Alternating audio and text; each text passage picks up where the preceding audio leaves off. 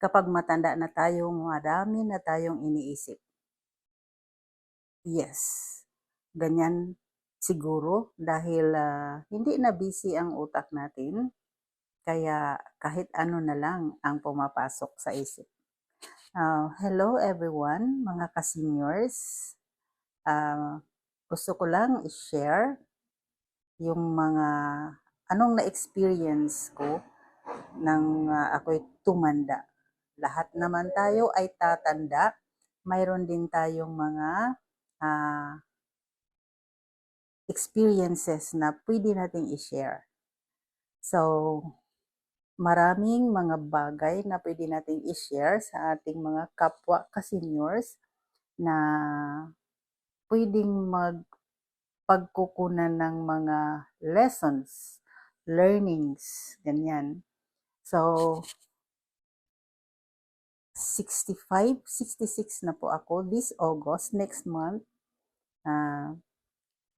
So, matanda na talaga. Yung, noong hindi pa ako nakaabot ng 60, noong nandun pa ako sa kasagsagan ng aking, mga 40s.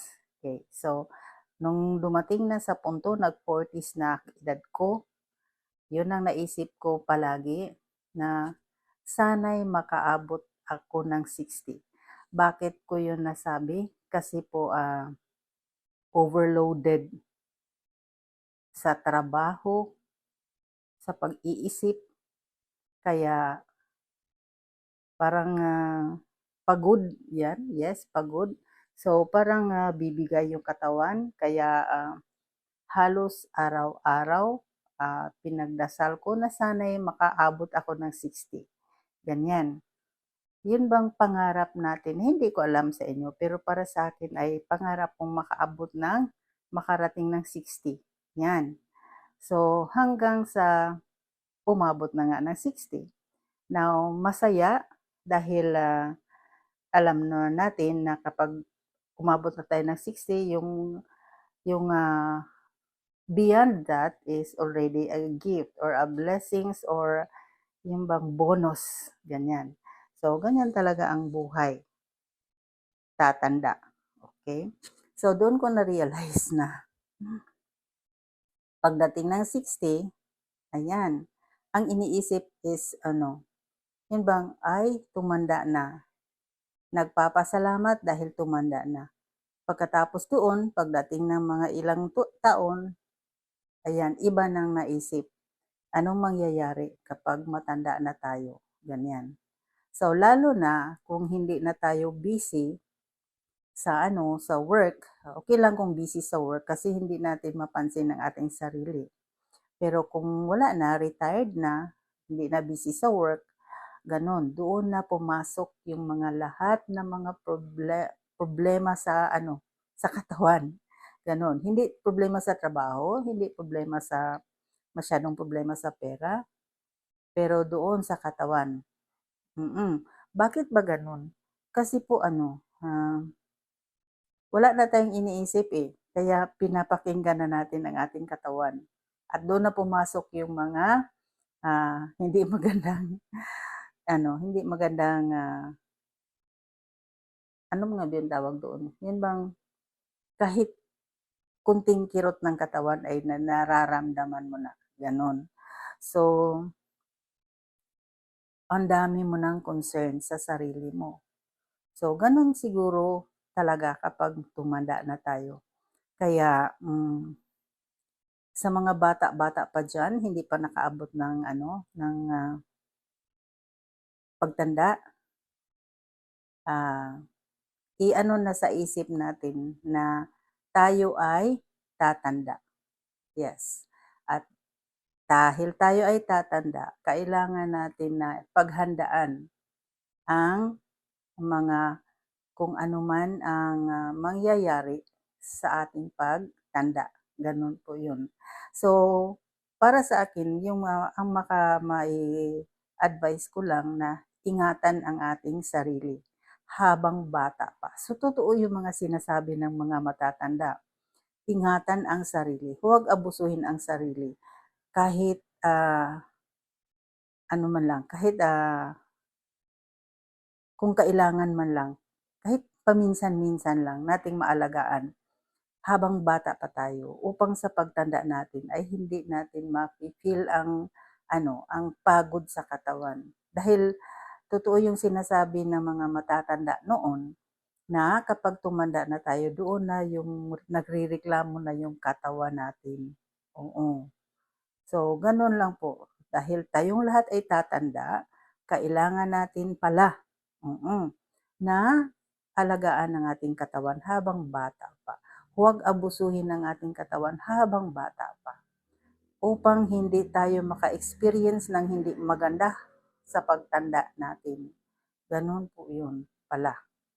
Okay, so, na-experience ko na ngayon, nang ako'y tumanda na hindi ko inaabuso yung katawan ko, pero dahil sa kailangan akong magpagod sa sarili upang itaguyod ko ang family ko, ayun, naabuso ko yung katawan ko. Hindi ko kusang inaabuso. Naaabuso dahil sa pangangailangan. Dahil kailangang magtrabaho. Ganon po yun. So, ngayon ko na-realize na nang tumanda na ako ay nafe-feel ko na yung pagod, madaling mapagod, ganon. Then, wala na tayong maiisip, kundi yung katawan natin na doon na natin nafe-feel na napapagod pala tayo. Na habang tumatanda tayo ay humihina na ang ating katawan. Ganon po siya. So, kung nandito na tayo sa edad ng ito, mag-iingat pa rin tayo sa ating katawan. Yes.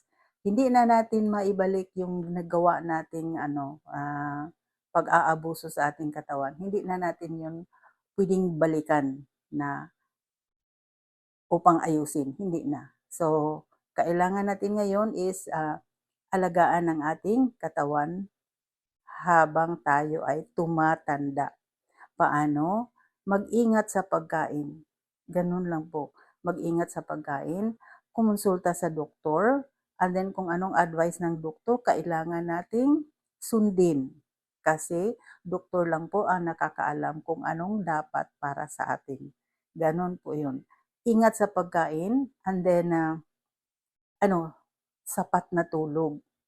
So, dapat tayong mga matatanda na dapat ang tulog natin is from 5 to 8 hours. So, kung maaari 8 hours, yes. Kailangan magpahinga. Pero hindi naman na maganda kung magpahinga, buong araw magpahinga. Hindi kasi kailangan gabi, during the night tayo matutulog. Kasi sa panahon na yun, yung katawan natin ay nagre-rejuvenate, nagre-regenerate, ganun. And then sa araw naman, mag-exercise. Galawin ang katawan natin, gumalaw tayo upang ano ba yan, yung mga buto-buto natin, mga joints natin ay hindi manghihina at hindi tayo magka-arthritis. Ganun po siya. Kasi pag hindi natin ginalaw yun, lalo na sa umaga, hindi natin ginalaw yun, ayun, nung kaka-arthritis. Ano ba yun? Tumitigas yung mga joints natin. So, yun lang po ang aking ma-share na sana yung mga bata pa alagaan ang sarili upang hindi masyadong yung bang humina sa pagtanda, upang hindi maging weak sa pagtanda. Ganon. So, tayo namang matatanda, ay ingat sa pagkain, iwasan ang bawal. Ganon lang po. Matulog ng maraming oras. Mag-exercise, mag-walking, pagpasikat ng araw. Ganon lang po. So, maraming salamat sa panonood. God bless us all. Bye-bye.